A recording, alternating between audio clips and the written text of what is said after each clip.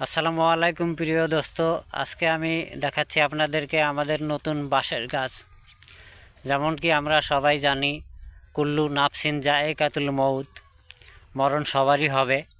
আর আমাদের মরণে বাঁশ লাগে, চাই মুসলমান হোক বা হিন্দু হোক, বাঁশ আমাদের লাগেই তখন। তো তাছাড়াও বাঁশের আরও অন্য অন্য অনেক ধরনের কাজ আছে, যার জন্য আমরা বাঁশের আবাদ করি গ্রামের লোকেরা। আর যারা শহরে থাকে ওরা তো করে না, ওরা টাকা দিয়ে কিনে নিয়ে যায়। তো দেখুন, আমরা নতুন আবাদ করেছি বাঁশ, যেটা এই যে একটা বাঁশ দেখছেন, ওই যে উপরে মাথা দেখা যাচ্ছে, ওই দেখা যাচ্ছে, ওই পর্যন্ত কেটে আমরা বাঁশের গুঁড়িটাকে এখানে রোপণ করে দিয়েছিলাম।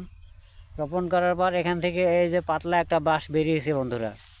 তো এটা এমনই, এরপরে আর একটা গাছ আসে দেখুন, পরবর্তী এই যে একটা বাঁশ গেড়েছে বন্ধুরা, ওই যে আগালটা দেখা যাচ্ছে ওইখান থেকে, এই যে তারপর এখান থেকে এই যে একটা বাঁশ বেরিয়েছে, এখান থেকে একটা বাঁশ বেরিয়েছে। তো এটাও হয়ে যাবে। আর তারপর আর একটা দেখাচ্ছি এর থেকে ভালো। ওই যে বন্ধুরা দেখছেন, এটা 3 নম্বর বাঁশটা, ওই যে আগাল ওইখান থেকে দেখা যাচ্ছে, ওইটা কেটে প্রায় 4 ফুটের মতো বাঁশের গুঁড়ি শিপা সহ কেটে এনে এখানে রোপণ করা হয়েছে। তো আগে যে দুইটি বাঁশ দেখলাম ওগুলোর থেকে 3 নম্বর এটা একসাথে রোপণ করা হয়েছিল, কিন্তু এই বাঁশের অবস্থা ভালো। এখান থেকে ওই দেখুন একটা এই যে মোটা বেরিয়েছে, আর ওইদিকে একটা মোটা বাঁশ বেরিয়েছে। তো বাঁশের অনেক কাজ হয়। এরপর আপনাদেরকে আমি নিয়ে যাব আমাদের পুরানা বাঁশের থোপায়। তো এর মধ্যে আর একটা কথা আপনাদেরকে আমি বলতে চাইতেছি, যে দুইটি বাঁশের থোপার মধ্যে একটা জাম গাছ হতভাগা হয়ে আছে। যেমন কি এই যে জামের গাছটি দেখছেন, এই গাছটি হয়ে গেছে হতভাগা বন্ধুরা। এইদিকে একটি বাঁশ রোপণ করা হয়ে গেছে, আর এদিকে একটা বাঁশ রোপণ করা হয়ে গেছে।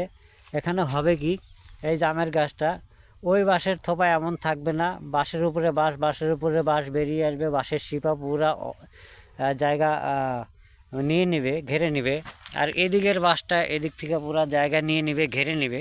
তো ঘেরার পর এই জাম গাছটা হবে কি বন্ধুরা, থোপার চেপার মধ্যে পড়ে জাম গাছটা হবে কি পাতলা শিলশিলা হতভাগা, যেমন না খাওয়া মানুষের অবস্থা হয়, তো অমন হয়ে যাবে।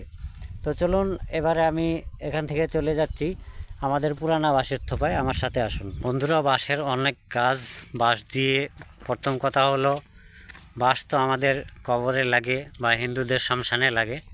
দ্বিতীয় কথা হলো, বাঁশ দিয়ে আমরা আগে ঘর বানিয়েছি, বেড়া বানিয়েছি, বা এখনও করা হয়।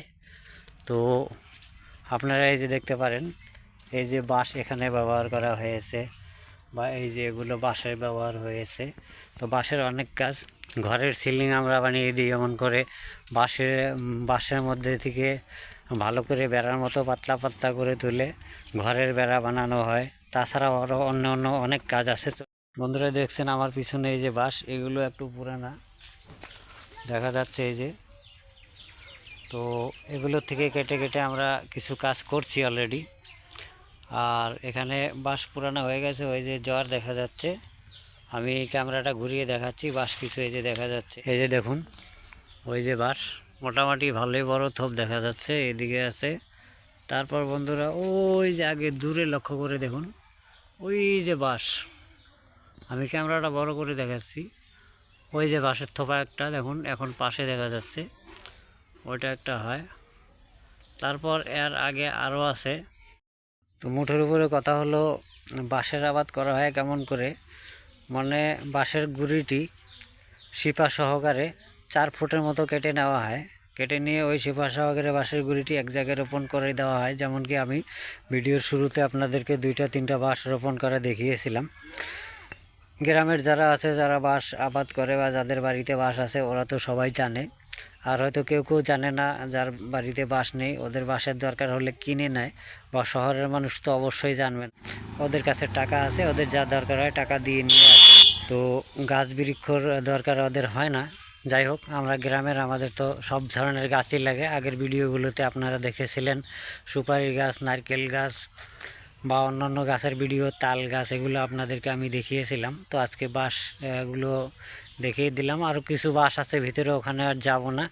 তো বাঁশের অনেক কাজ, বেড়া দেওয়া। আগে তো সব কিছু আমাদের ঘর সব বাঁশেরই হতো, বাঁশ দিয়ে খুঁটা করে কোনো শাকসবজির জাংলা টাংলা এখনও দেওয়া হয়, বা বাঁশ দিয়ে জমিতে চাষ করা হয় তার সাইড দিয়ে বেড়া দেওয়া হয়। মাছ ধরা জাল বা ধিয়ার বলে ওগুলো বানানো যায়, বা জাকই বানানো যায়। বাঁশ দিয়ে কুলা বানায়, বাঁশ দিয়ে ডেলি বানায়, বাঁশ দিয়ে ঝাঁকা বানায়, বাঁশ দিয়ে মুরগি ধরা টোপা বানায়, বাঁশ দিয়ে আর বাঁধা হয়, যেমন পাট শুকানো বা জামা কাপড় শুকানো। বাঁশের অনেক প্রয়োজন আমাদের গ্রামে বন্ধুরা। তো ওই জন্য বাঁশের ব্যাপারে আজকে আপনাদেরকে কিছু বললাম। আরও অনেক অনেক বিভিন্ন ধরনের কাজ আমাদের বাঁশ দিয়ে হয়ে যায়, তো ওগুলো আমি আর বেশি বিস্তৃত বলতে পারতেছি না, ভুলিয়ে গিয়েছি। যেগুলো বললাম ওগুলোই অনেক। তো আজকের ভিডিও আমি এখানেই শেষ করছি। আসসালামু আলাইকুম। পরবর্তী একটি অন্য সুন্দর ভিডিওতে আবারও একবার দেখা অবশ্যই হবে।